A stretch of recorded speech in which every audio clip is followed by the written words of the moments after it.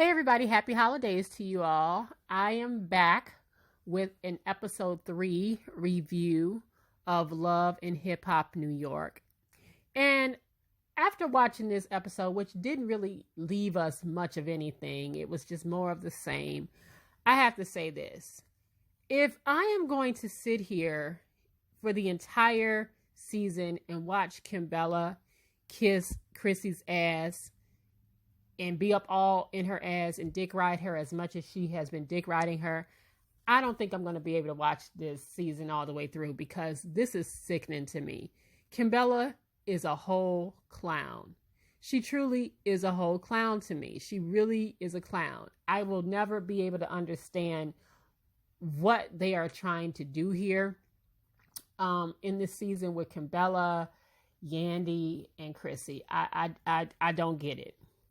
First things first, before I even get into the meat and potatoes of the episode, somebody's going to have to come on here and explain to me once again, because I brought it up the first time in my first review. Somebody's going to have to explain to me how Kimbella can be upset with Yandy for supposedly not preventing or stopping Chrissy from beating her ass, but not be upset with the person that beat her ass. I mean, you really are going to have to explain it to me why Kimbella has more hate towards Yandy than the woman who actually beat the shit out of her. I don't get it. I'm sorry. This is insane to me. Okay. But I digress, So anyway, when the episode opens, you have Chrissy hopping on a private jet, right? For goodness sake. She hops on this private jet to meet with some of her investors from the Lady Millionaires group, and she decides to invite her new bestie, Kimbella, and she also brings Juju to join them. Now, I like Juju. I really do. I think she's a beautiful woman, but I really don't get her purpose on this show. She really does not seem to have much of a storyline, and she has not had much of a storyline in the last couple of seasons. She's just pretty to look at, but I just don't really see them giving her much of a storyline. So anyway, they hop on a private jet, a PJ, and they go meet with the Lady Millionaires group. And I guess Chrissy calls herself explaining this whole foreclosure thing to these women. Now, I don't want to sound like I am bashing Black women. I know it's going to sound not good to some of y'all, but I got to admit, when I saw that scene with Chrissy explaining it to this group of women in their chairs, and I'm just thinking to myself, I don't know about y'all, but that seemed very, I don't know, like they just put some women that they found on the street together and called it the Lady Millionaires Club. I know that probably sounds bad to y'all, but I'm sorry. It just seems to me that they literally just stuck some women together and say, okay, y'all the Lady Millionaires Club, and y'all gonna sit here and stare at Chrissy while she explains her foreclosure, which she really didn't even explain it to me. It just seems so terribly edited in that moment, how she was talking to them and basically trying to explain it away. It made no sense to me. It just didn't make any sense. And these women, I mean, I could see some women coming together. Maybe they are aspiring to be Lady Millionaires, but I just didn't get that vibe from this group of women that they how can I had a lot of money. Okay. Now I hope I didn't insult nobody in that, but I just kind of got the vibe like they just literally pull some extras off the street and say, hey y'all, we gonna pretend like y'all the Lady Millionaires Club. I'm sorry. It just didn't, something just was off about that group. But yeah, Chrissy went ahead and I guess explained to this group about the foreclosure and again attempted to throw it in Jim's court saying, well, listen, I'm just on the deal. I'm not on the mortgage and blah, blah, blah, blah, blah, which again is still stupid to me because you are not going to tell me that they were in this relationship and Chrissy was not aware of what was going on in her. As much as she babysits Jim, you're not going to tell me that Chrissy did not know what was going on in her house. I don't give a damn. Can't nobody convince me otherwise. Okay. She is too much of a babysitter to her man to not know what was happening with the finances. So I'm not buying that. But anyway, That's my story. I'm sticking to it. Chrissy's story is that she didn't know, and she gonna stick with that. Okay, she's just this innocent bystander, and Jimmy is the screw up. Okay. Now we move on to Papoose, which I just like Papoose. I love Papoose and Remy together. He just seems like such a good man and just very, very level headed. And I think he's going to pretty much be the voice of reason for this season. I think he's just going to be that guy. And I think that is the show will be better for it because he just seems like the most level headed of all the men on the show. So anyway, they introduce a couple new castmates. They have Fresher, who I guess has worked with Remy Ma in the past, and he kind of is introduced by way of Papoose, okay, at this radio station and stuff like that. And we get into his story and how he is going to supposedly be vying for this up and coming rapper. I think her name is Jenna Ski from Rich Dollars, okay. And when I saw Jenna Ski, I thought to myself, I kid you not, when I first saw her, I thought to myself, she looks a little bit like a young Nicki Minaj, like between Nicki Minaj and Sherelle, like 80s singer Sherelle. I didn't mean to turn you on. She looks like her to me. And supposedly, I guess they're going to be vying for her Rich Dollars and this guy Fresher to manage her. Now, any woman that still tries to put her career in the hands of Rich Dollars, she gonna get whatever's coming to her, because I ain't seen Rich Dollars successfully manage no person on this show since he has been on here. Him and Stevie J, to be honest with you, I ain't seen neither one of them successfully manage anybody's career. So she get whatever come to her if she go with Rich Dollars. That's all I'm gonna say about them, because I guess this is gonna play out later. Then we get into Erica Mena and Tahiri, and Erica's kind of having she's kind of second guessing this whole thing about asking Safari for a prenup. Papoose pretty much says, listen, he kind of talks to Safari about this situation and kind of helps him see it from a different standpoint. And Safari basically says, you know what? I get it. I understand. So when he basically relents and says, yes, I'm more than willing to do this for us, then Erica holds back and she steps back like, oh, okay, well, you know what? I don't want you to sign a prenup. All this bullshit, basically. You could just see that was all scripted and everything like that. So that was pretty much it with them. It's not a lot going on. Like I said, it's not a lot of meat and potatoes in this episode. And then we get to Jonathan. Now, let me go back.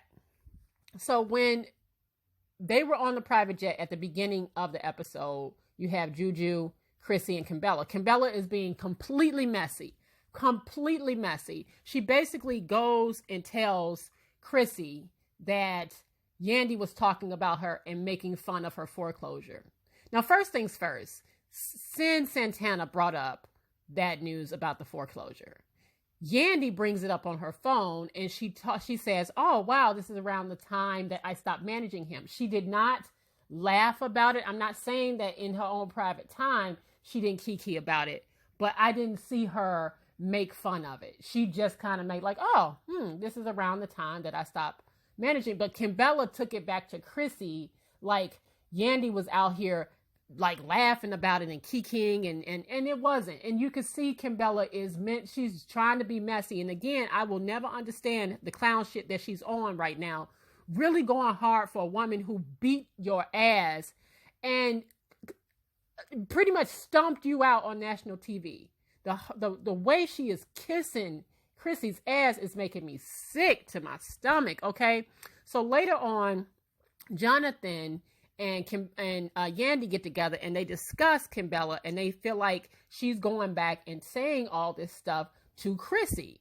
Okay, and what she is. She's truly kissing Chrissy's ass. She absolutely is saying that she's mocking Chrissy's foreclosure, which again, I ain't no big Yandy fan, okay? But I don't believe for a second she was mocking her foreclosure like that. And so when we get to Jonathan's thing, he has like this, I guess this kind of meet and greet, or this kind of, this whatever you want to call it, he has a fragrance, okay? He put out some fragrance or whatever, and he wants all his friends there. And so he invites all the girls, including Kimbella, including Chrissy, and all this other stuff. As you know, that was going to happen. It's his launch for his fragrance. So he invites all the girls, and everybody's there. And Bella comes in and she's acting super shady, as I thought she would, of course. She acted real stank, which, again, I don't know why Jonathan would even invite her, but this is scripted. She has to be there. So they all come, and then as they're kind of getting into it about what was actually said about Chrissy's foreclosure, Yandy saying, listen, I didn't say it like that. Sin finally steps up and is like, listen, I'm the one that actually brought it up. But Kimbella just ain't trying to hear it. She still wants, she's attempting, she wants to be messy. She wants to put it all on Yandy, as if Yandy was trying to make fun of Chrissy. And then as they're going back and forth, getting loud, who should walk in right on time? Da da da. It is Chrissy. Okay. Chrissy walks in, and for whatever reason, it just seems like it's terribly edited, because Chrissy seems to get really like hostile towards Yandy, who isn't really getting hostile towards her. Yandy is talking real calm to her and telling her, listen, I never made fun of your foreclosure. I wasn't doing that. Kimbella brought this back to you with her own intentions, with her own agenda. I didn't do that.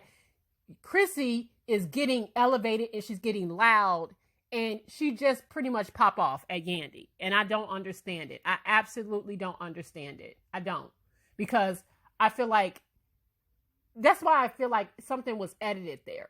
Because she's kind of coming at Yandy like, okay, you need to calm down. And then Yandy was talking calm. Yandy wasn't even going there. Chrissy was doing all the rah, rah, rah. And Yandy wasn't. Which, like I said, I think it was edited to make it seem like Chrissy is just like kind of want to blow up for no apparent reason, because it really wasn't no reason to blow up at Yandy over that. It just wasn't. And I think that on next week's episode, they look like they're going to get back together again and talk again about this. But it was just ridiculous how Kimbella is kissing Chrissy's ass. And like I said, if she's going to be all up in her ass, if she is really going to be dick riding her the entire season, I don't think I can take much more of it. I absolutely cannot sit here and I cannot stand when people link up in this way. I don't like people that link up because they have a common enemy. I've never liked that. And I just don't think that's cool. And it won't last. It won't last. I mean, seriously, the fact that you linking up with somebody that beats your ass the way that Chrissy beat her ass, and you mad at the other woman, and you can't seem to make it work with this woman who you are upset with because she had supposedly stopped the girl from beating your ass, but you cool with the girl that actually beat the shit out of you. I never understand it. Doesn't make sense to me, but Kimbella is the messy one. And I am not here for her. I am absolutely not here for her. And I think that this is something that Chrissy and Yandy truly can work out, because I think Yandy is beyond all that bullshit that happened back in the past between Chrissy and Jimmy. And Chrissy really should be ashamed of herself for the way she sits here and tries to chastise people like they're all her kids. Like the way she talks to Jimmy, like he's a kid, the way she tries to talk to Yandy, and Yandy just ain't having it. Kimbella can do that all she wants. If that's what she wants, that's fine. But everybody else is not for that. So that's what I got at episode. It wasn't too much going on in this episode, but I just wanted to give you guys my review. What do you think about this whole Chrissy and Kimbella like link up? And I just don't think it's going to last. I'm sick of it already. But let me know what you guys think. And